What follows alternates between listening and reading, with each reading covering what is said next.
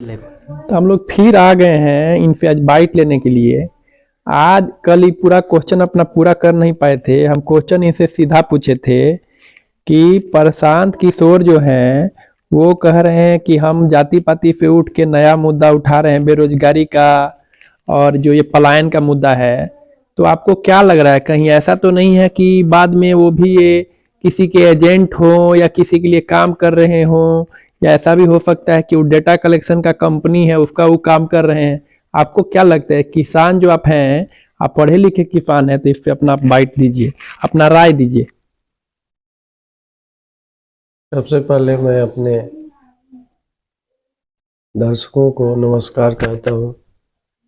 देखिए, प्रशांत किशोर जो हैं डेटा कलेक्शन के लिए पदयात्रा करना, प्रशांत किशोर जैसे शख्सियत को मुझे नहीं लगता है कि बहुत ज़्यादा ज़रूरी है। थोड़ा सा लाउड बोलिएगा। उनके पास बहुत सारा डेटा का भंडार है जिसका उपयोग करके तो हो सकता है कि अपडेट कर रहे हो अपना डेटा को। नहीं, तो इसके लिए उनको पदयात्रा करने की जरूरत नहीं है।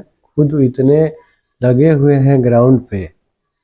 आगे क्या होता है उन्होंने खुद भी इस बात को क्लियर किया है कि मैं जो काम करता था उससे उन्होंने बहुत सारा धन कमाया, इज्जत शोहरत भी कमाई और अलग अलग दल के लिए काम किया। और प्रशांत किशोर का जो बैकग्राउंड है, जो पढ़ाई लिखाई है, जो उनकी समझ है, उन्होंने बार बार ये कहा है। तो मैं समझता हूँ कि वो जो बात कह रहे हैं कि वो जो मैं व्यवसाय कर रहा था, एक व्यवसाय था मेरा, वो काम था मेरा। आप बुलाएं किसी दल के हो, किसी विचारधारा के हो, तो मैं उनके लिए काम करता था। जिसके बदले आप उनकी एक टीम थी, आप पैसे देते थे, एक एज ए कंसल्टेंट वो काम करते थे। लेकिन अभी जिस रोल में प्रशांत किशोर हैं बिहार में, सबसे बड़ी बात है कि बिहार की इतनी बड़ी आबादी, प्रशांत किशोर ग्राउंड लेवल पे काम किए हैं, नज़दीक से देखा है समस्याओं को।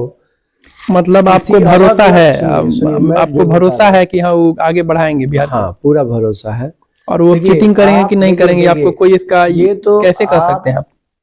देखिए, एक चीज मैं बताऊं, जिन्होंने आज़ादी दिलवाई और जो आज़ादी, भारत की आज़ादी दिलवाने में सक्रिय रोल में थे और पूरी निष्ठा और ईमानदारी के साथ अपने परिवार को भी छोड़ते हुए, ना अपने बाल बच्चों को छोड़ते हुए भी आज़ादी के लिए काम किया, उनका भी जीवन आज बहुत लोगों का मतलब वो रिकॉग्निशन उनको नहीं मिला जो मिलनी चाहिए थी।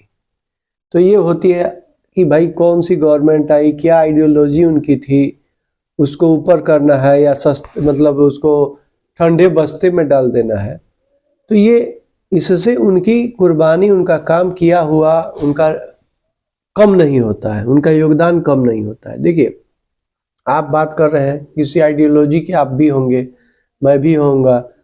हर आदमी का एक झुकाव होता है, तभी तो मतदान करता है। वहां पे किसान के लिए वो कोई विशेष बात नहीं कर रहे हैं। हाँ, किसान के लिए वो बात आप क्या कहना चाहेंगे? सुनिए, ये किसान का मुद्दा है, जो भी मुद्दा है, एक साधे सब सधे बोलते हैं ना कि ये सब की जड़। अब बताइए कि एक नया जनरेशन आने को तैयार है, ठीक है।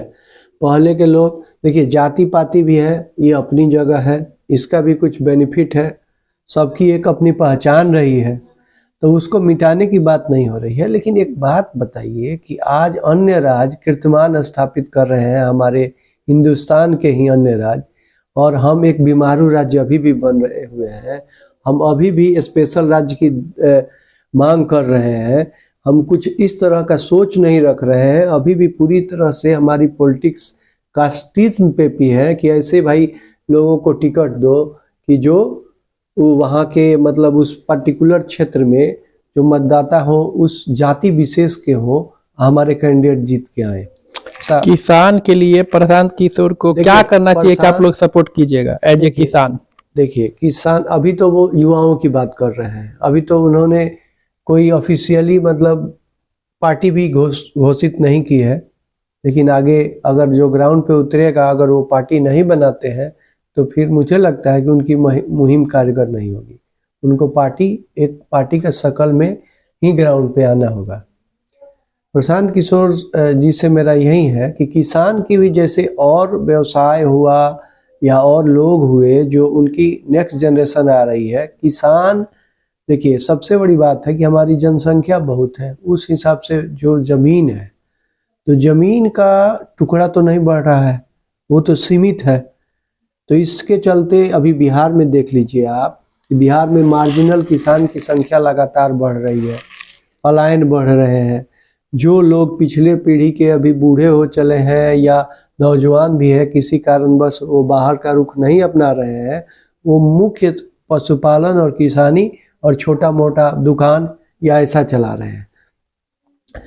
अभी प्रशांत किशोर जी से मतलब अगर अच्छा सोच रखते हैं तो मेरी यही उम्मीद है कि वो किसानों के प्रति भी इस चीज़ को रखें कि जो किसान है, जैसे मान लीजिए कि जिसका 1 एकड़ है आज आधे एकड़ पे सिमटा है, तो ऐसी क्या योजना बनाया जाए या ऐसा कोई वो क्या सोच रखते हैं जिससे उस आधे एकड़ से ही वो उत्पादन ली जाए जो कि पहले 1 एकड़ से ली जाती थी। दूसरी बात, अभी सरकार देखिए, खाद देख लीजिए, वजन में कम होता जा रहा है। सरकार बोल रही है हम इतना सब्सिडी दे रहे हैं, तो हमको ज़्यादा सब्सिडी मत दीजिए। अन्य व्यवसायों की तरह जो लागत के हिसाब से कच्चे माल और जो ज़रूरत की सामग्री रहती है उस तरह से प्राइस का निर्धारण वो व्यवसायी करता है।